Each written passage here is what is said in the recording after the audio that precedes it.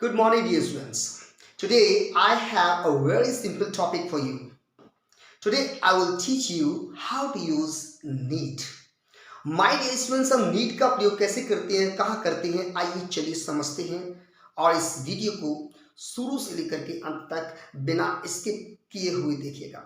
Dear students, need को समझने के लिए मैं आपको एक बात क्लियर कर देता हूँ कि नीड का प्रयोग हम दो प्रकार से करते हैं, एक तो मेन वर्ब के रूप में और एक हेल्पिंग वर्ब के रूप में। So dear students, do not waste your time. Let's get started. How to use need. Need को हिंदी में कहा जाता है जरूरत होना या आवश्यकता होना। Dear students, according to tense, we use need when we use need as a main verb. यानी कि हम नीड का प्रयोग एक मेन वर्ब के रूप में करेंगे तो टेंस के अनुसार आप सेंटेंस फॉर्म कीजिएगा। मैंने एक सेंटेंस लिया प्रेजेंट इंडेफिनिट टेंस से, उसे मोबाइल खरीदने की जरूरत है। According to present indefinite tense यदि सिंगुलर सब्जेक्ट है तो आप वर्ब भी सिंगुलर देंगे और किसी वर्ब में जब हम एस या एस जोड़ते हैं तो वो सिंगुलर बनती है, तो हम बना देते हैं ही के साथ अप्लाई करते हैं नीड में एस नीड्स।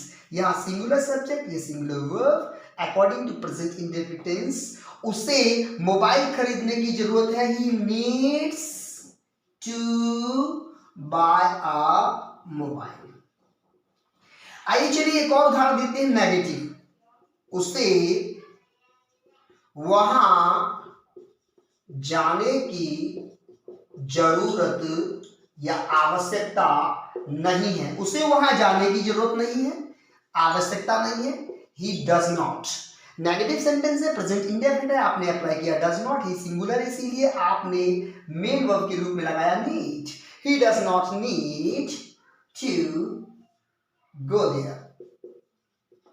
Dear students, यहाँ to go एक इन्फिनेटिव वर्ब है, to के साथ वर्ब का फर्स्ट फॉर्म अप्लाई किया गया है। यहाँ भी to by एक इन्फिनेटिव वर्ब है और यहाँ पर ये जो नीड है ये मेन वर्ब के रूप में इस्तेमाल किया जा रहा है। आइए चलिए एक उदाहरण ले लेते हैं इंटरोगेटिव।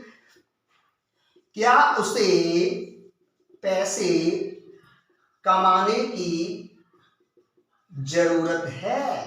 आप इंटरोगेटिव सेंटेंस बनाइए, does he need to earn money. My dear students, मैंने यहां तीनों सेंटेंसेस में नीड का प्रयोग एक मेन वर्ब के रूप में किया है और मैंने उदाहरण प्रेजेंट इंडेफिनिट टेंस से लिए हैं। आइए चलिए कुछ उदाहरण हम पास्ट इंडेफिनिट टेंस से भी ले लेते हैं।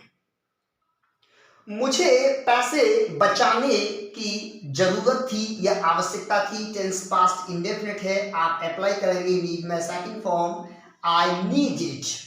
पैसे बचाने की इंफिनिटिव के लिए अप्लाई करेंगे टू सेव मनी। तो मुझे पैसे बचाने की जरूरत थी, I need it to save money. Sentence एक नेगेटिव भी ले लेते हैं, उसे वहां जाने की जरूरत नहीं थी। पास्ट इंडेफिनिट टेंस के अनुसार अप्लाई करेंगे डिड नॉट, नेगेटिव सेंटेंस है, ही डिड नॉट जरूरत यानी कि फर्स्ट फॉर्म डिड नॉट के साथ में, ही डिड नॉट नीड वहां जाने की to go there, he did not need to go there. आइए एक और उदाहरण ले लेते हैं इंटरोगेटिव। क्या हमें नौकरी करने की जरूरत थी। इस्तेमाल करेंगे पास्ट में did we need to do a job यानी कि नौकरी करना। यहां पर आपने नीड का प्रयोग एक मेन वर्ब के रूप में किया है। यहां हमने नीड का प्रयोग एक मेन वर्ब के रूप में किया है। आइए चलिए अब हम नीड का प्रयोग हेल्पिंग वर्ब के रूप में कैसे करते हैं समझते हैं। डियर स्टूडेंट्स, नीड को हेल्पिंग वर्ब के रूप में इस्तेमाल करने के लिए हमें एक बात याद रखनी है, सब्जेक्ट सिंगुलर हो या प्लूरल हो, सेंटेंस नेगेटिव और इंटरोगेटिव सेंटेंस जब बनाया जाएगा तो आप नीड का प्रयोग हमेशा उसके प्लूरल फॉर्म में ही करेंगे। यानी कि जब हम नीड का प्रयोग मार्जिनल ऑक्सिलरी वर्ब के रूप में इंटरोगेटिव और नेगेटिव सेंटेंसेस में करते हैं तो नीड को कभी भी सिंगुलर फॉर्म में इस्तेमाल नहीं करते। नीड की हमेशा प्लूरल फॉर्म ही प्रयोग की जाती है। आइए चलिए समझते हैं उदाहरण से। Need as a helping verb, यानी कि हेल्पिंग वर्ब के रूप में नीड का प्रयोग, क्या उसे पैसे कमाने की जरूरत है। हम यहां पर जरूरत यानी कि नीड का प्रयोग एक हेल्पिंग वर्ब के रूप में कर रहे हैं। सेंटेंस इंटरोगेटिव है और इंटरोगेटिव सेंटेंस में हेल्पिंग वर्ब को हम सबसे पहले सब्जेक्ट से पहले लिखते हैं, तो क्यों ना आप नीड को यहां लिख लें। नीड सब्जेक्ट सिंगुलर है लेकिन यहां आएगा नीड ही, एस नहीं देंगे, सिंगुलर फॉर्म नीड की नहीं बनाएंगे। नीड ही क्या करने की जरूरत है, पैसे कमाने की। नीड ही अर्न मनी। एक सेंटेंस नेगेटिव ले लेते हैं, उसे वहां जाने की जरूरत नहीं है। उसे वहां जाने की जरूरत नहीं है तो ही नीड। जब हम नीड का प्रयोग एक हेल्पिंग वर्ब के रूप में कर रहे हैं तो नीड एक हेल्पिंग वर्ब है तो नॉट इसी के साथ आना चाहिए, इसीलिए हम इस्तेमाल कर रहे हैं need not. He need not go there. जब हमारा नीड एक हेल्पिंग वर्ब के रूप में आ रहा है, नीड हेल्पिंग वर्ब के रूप में आ गया है तो जाना यहां मेन वर्ब हो गया, गो यहां मेन वर्ब हो गया। इसीलिए आप इसके पूर्व यहां इन्फिनिटिव टू का प्रयोग नहीं करेंगे। यहां जो गो है वो इन्फिनिटिव नहीं है बल्कि मेन वर्ब का काम कर रहा है। सेंटेंस बनेगा he need not go there. So dear students, आप इस स्ट्रक्चर को याद रखिएगा। अक्सर करके स्टूडेंट्स कॉम्पिटिटिव एग्जाम्स में यहां गलती कर बैठते हैं।